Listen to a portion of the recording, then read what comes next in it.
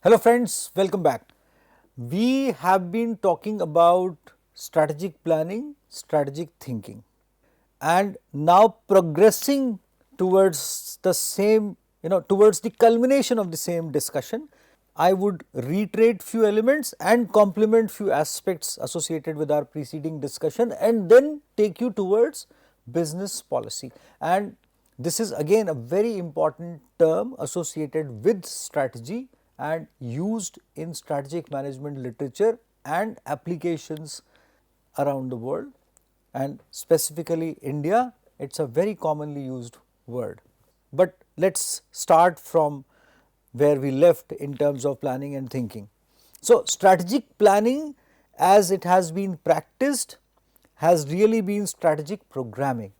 We talked about sequence of steps, we talked about how to do list basically. So, it is really been strategic programming, the articulation and elaboration of strategies or visions that already exist, how to articulate what you have thought of in terms of as far as your strategy goes.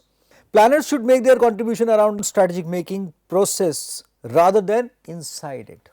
They should supply the formal analysis or hard data that strategic thinking requires. You flare up your thinking on the basis of data. This is self-implied, the paper is good. I wish you can, if you could somehow fetch this article and read that. Strategic thinking in contrast is about synthesis. It involves intuition and creativity. We have talked about that when we are comparing these things in a tabular form. The outcome of strategic thinking is an integrated perspective of the enterprise, a not too precisely articulated vision of direction, not too precisely articulated vision of direction, such as the vision of Jim Clark, the founder of Silicon Graphics, that three-dimensional visual computing is the way to make computers easier to use. You have a frame of thought. You are strategically thinking about, that this should be, this can be. I would not say semi-structured or vague, no, because if it is vague or semi-structured, that won't fit into this kind of a discussion because it is strategic thinking. You have a perspective around that this can be done, that is more appropriate when we talk about strategic thinking, and then you actually create a plan around it. Major attributes of strategic thinking, let's look into that. Am I right or wrong? Now the reference we are using is Grade's Strategic Thinking versus Strategic Planning towards understanding the complementarities management decision, and that is how we will, this is how we will refer to this paper and think about what are the major attributes of strategic thinking. Strategic thinking reflects a system or holistic view that appreciates how the different parts of organization influence and impinge on each other as well as their different environments. You see, the complete relationship with all the elements around the organization and its major functions or let us say capabilities, or what do they do, what business they are into. So, that is how you are putting up the complete structure around that organization, or sometimes it is a single product organization. So, definitely it is represented by the product itself. So, let us not confuse ourselves in that. Strategic thinking embodies a focus on intent, in contrast with the traditional strategic planning approach that focuses on creating a fit between the existing resources and emerging opportunities. Strategic intent intentionally creates a substantial misfit between this basically.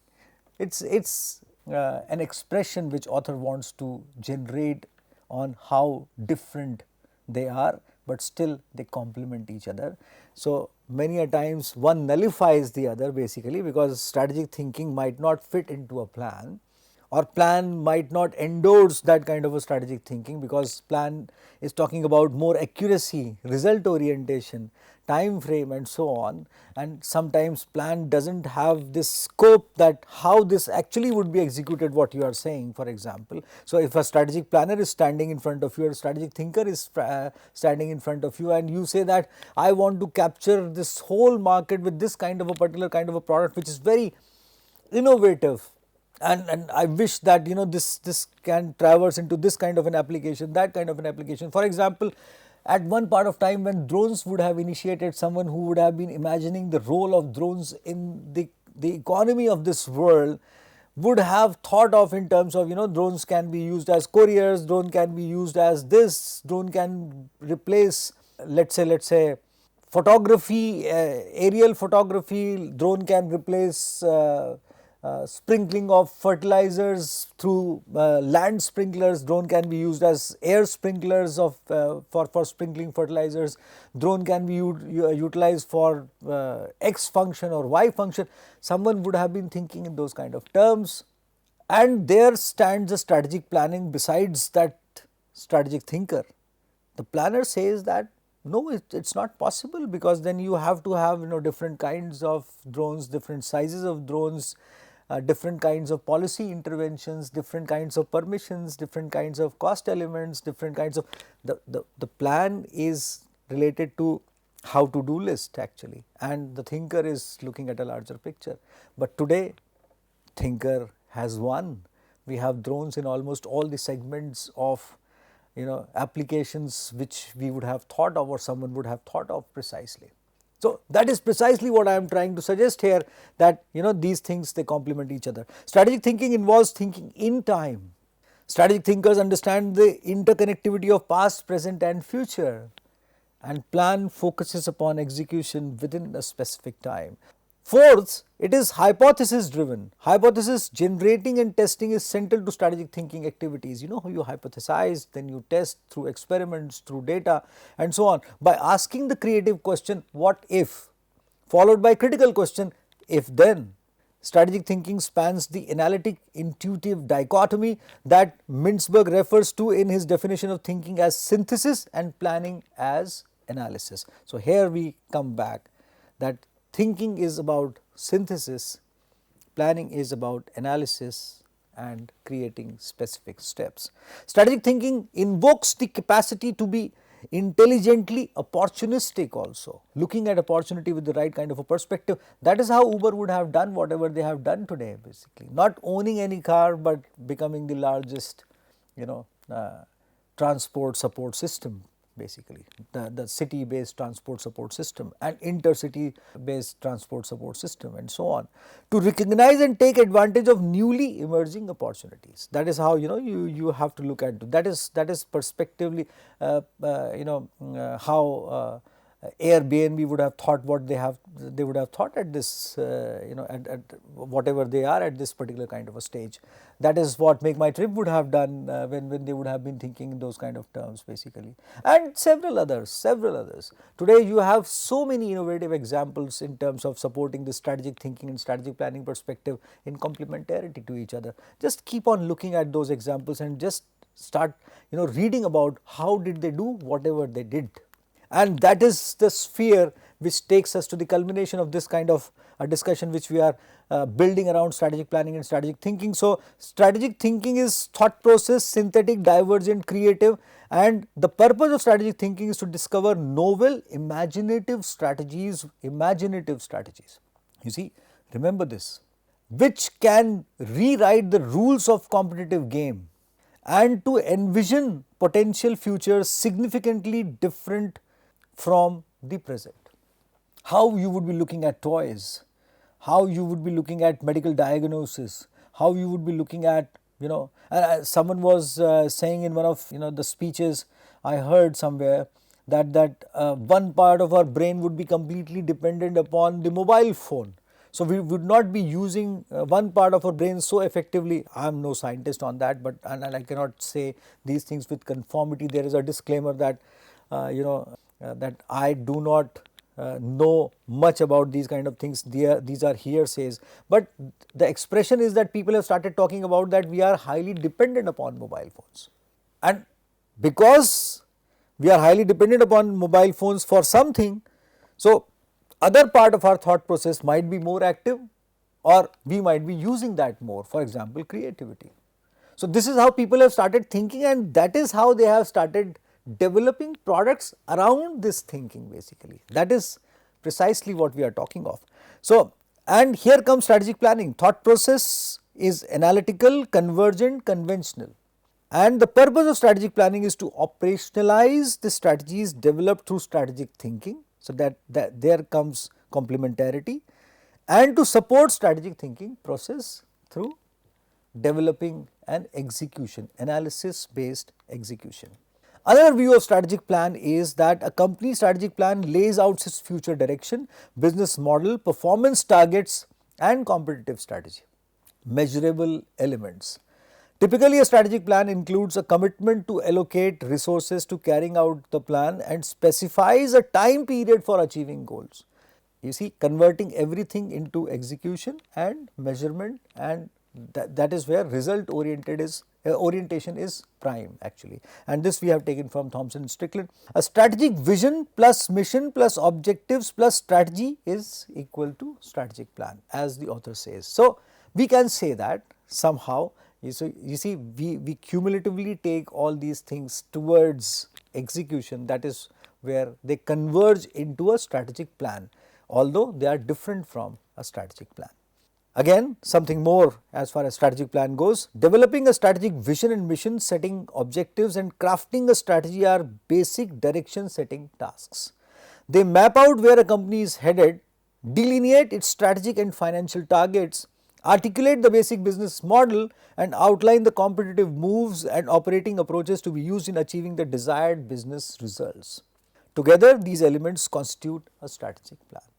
Reaching to where we want and how to, you see, all the two elements cumulatively is strategic planning.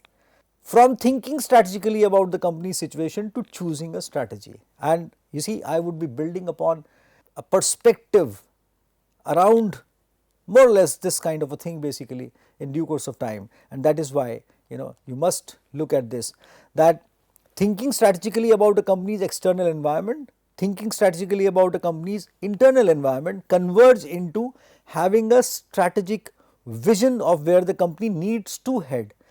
And you see, there is a vision perspective before these two elements also, which we will be talking about in terms of visualizing how you want this world to be. But here you are converging that thing into two parts, external and internal environmental perspective, and taking it towards the company's vision, where the company needs to head, and then identifying promising strategic options for the company, that is execution steps, strategic steps, select the best strategy and business model for the company, execution framework, you may call it planning. But all of this associated with envisioning and strategic thinking is strategic pathway, and that is what you call strategy. Managing this is called strategic management. And then there is one more thing before I go ahead and take you towards policy and aspects associated with policy. There is one more thing which is often used, and you would have heard that, tactics. Strategy without tactics is the slowest route to victory. Tactics without strategy is the noise before defeat. So Sun Tzu, a Chinese military general, said that. Many others would have said similar kinds of things, Looking at micro steps associated with the execution of strategy, that is what you are talking about when you say tactics. Tactics refers to the skill of dealing with or handling difficult situations, how tactical you are to achieve a specific goal. On the other hand, a strategy is defined as a comprehensive, high-level, long-term plan. Being tactical focuses on tasks, concrete, smaller steps, best practices, specific procedures and resources. Am I sounding like that I am talking about small strategic steps which I was referring to? Yes, I am, but then tactics is further micro in nature as compared to those steps. So, being tactical in specific activity for a specific time period, let us say on a specific day, that is how we we use this term tactics. Meanwhile, a strategy is tied to purpose, goals and vision, and tactics is specifically associated with how to maneuver through as far as the situation goes. Now, let me take you towards business policy.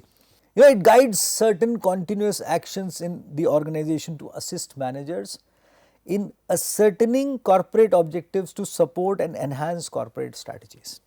Here we are talking about, there we talked about plan, we are continuously looking into strategy and strategic steps and tactics and strategic management, strategically managing things may be objectives, value chains, organizations, functions and at large value webs. So, we will be reaching to value webs and management of strategy. That is where business policy comes in, and I will be talking about strategic management in association with business policy in my next session. And till then, just hold on to this thought of business policy. So, it is a set of rules or framework, to support and enhance corporate strategies, strengthen those basically. This is the policy, this is the framework, these are the rules through which we will execute this plan. In other words, a business policy is the set of rules designed by organization to confront a recurring situation that threatens the organization's mission, or that is how you have to go about it. Business policy is the study of functions and responsibilities of general management and the problems which affect the character and success of total enterprise. This is how we would go for. This is our policy, this is our loan policy, this is our marketing policy, this is our sales policy. I would be coming to that. Business policy can be seen as a broadening of promised perspective of the specialist. Now look at this example. For example, McDonald's, and a brief aspect around how McDonald's go through few of the things. To ensure consistency in product quality and service behavior patterns,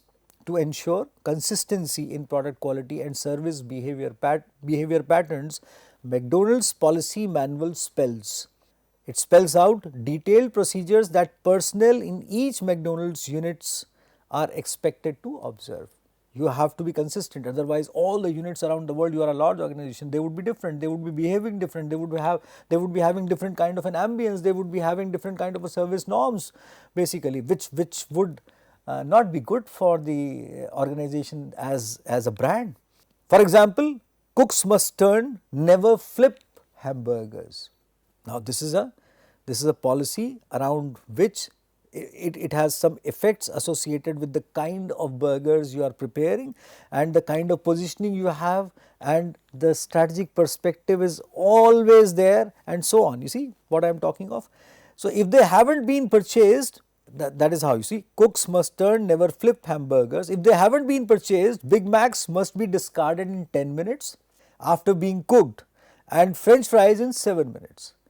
Cashiers must make eye contact with and smile at every customer. When you say that Big Macs must be discarded in 10 minutes and French fries in 7 minutes, that means this is the time limit within which the kind of freshness, the kind of the product you want to serve your customers would be there.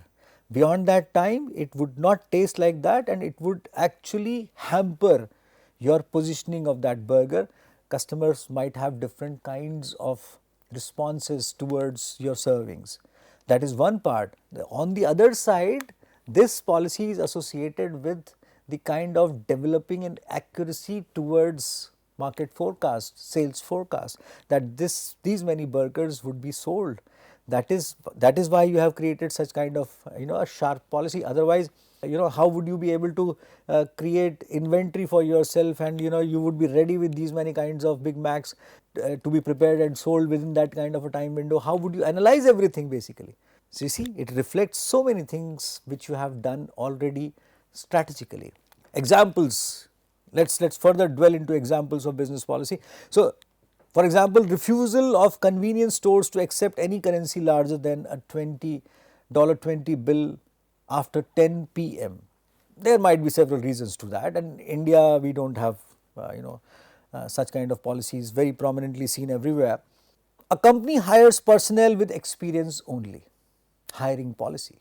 And there was a time when people started saying that experience counts everywhere, and you should gain some experience before studying further. That is how students were being guided. A company prepares guidelines on how to collect debts from its customers. A company will not question customers' returns of items purchased earlier. A company responds to 50% of customer inquiries within 3 working days.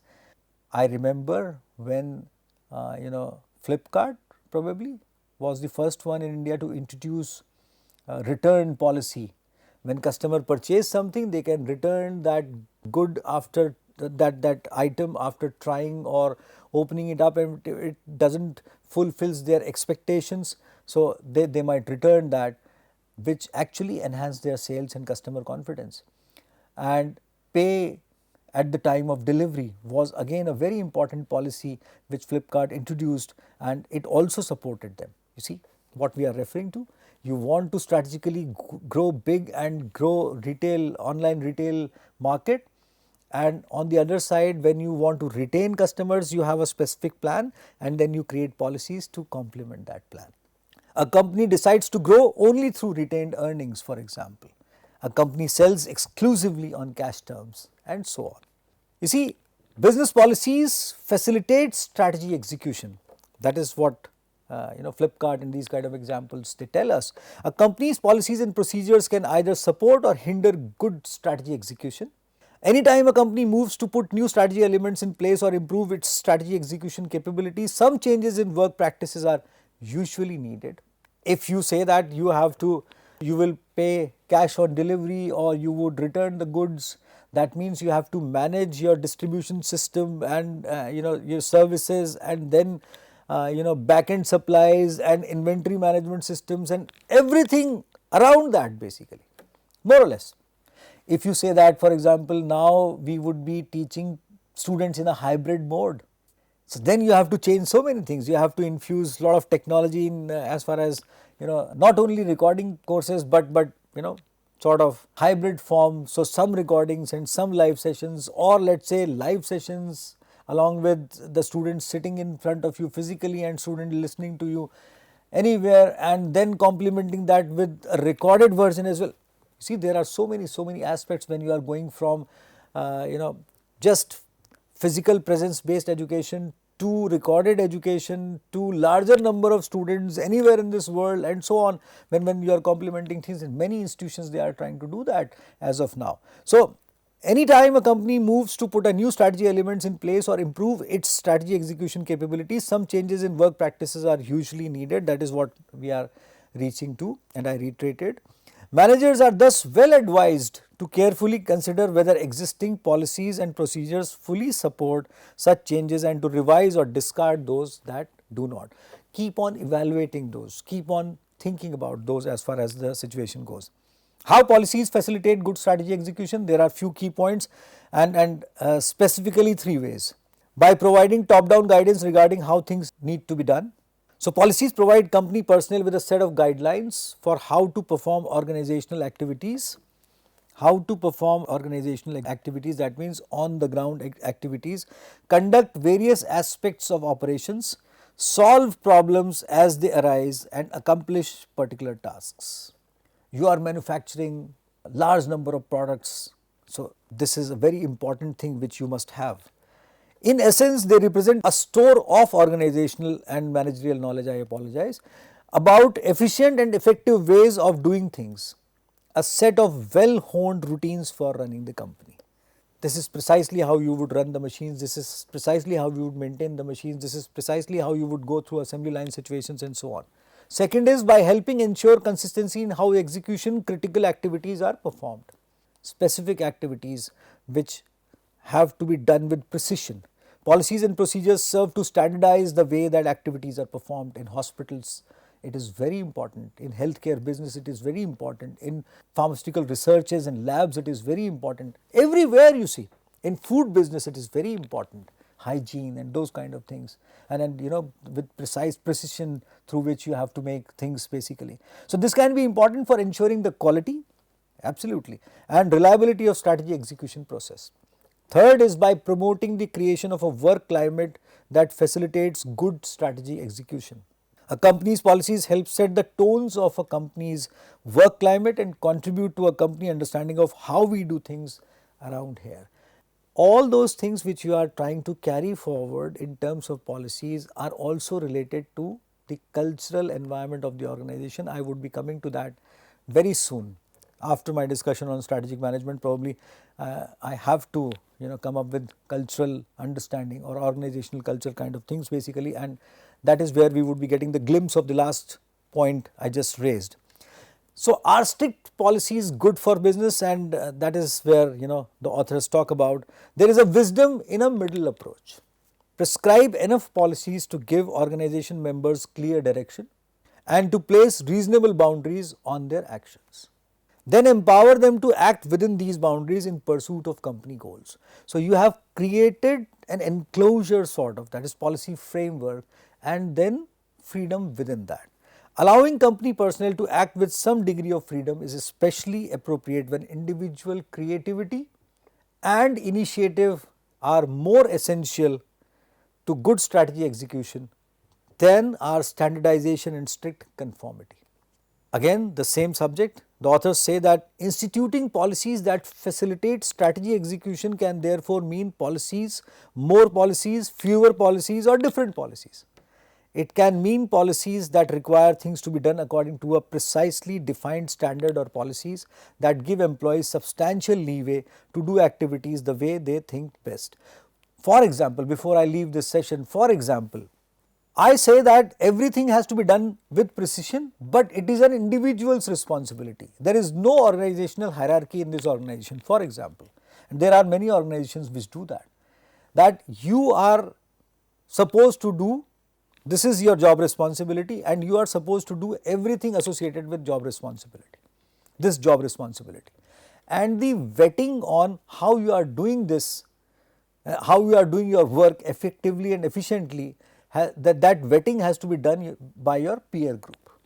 So you go to your peer group, engage them in the vetting of your work. If they endorse that honestly, then you come up with a different kind of a proposition which can be followed by the organization, or you are rewarded for that, or you are promoted, and so on, whatsoever.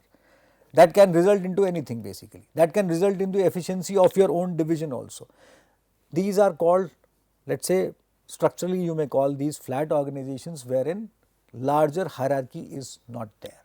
This can be a structure, this can be a policy which can be followed by an organization to create a larger policy framework and let you free within that framework to enhance your creativity and thinking and strategic approach. I would be coming up with lots of insights on many complementary subject areas which are deeply associated with strategy and will develop our understanding about strategy and strategic management. I will be catching up with you. Till then, goodbye.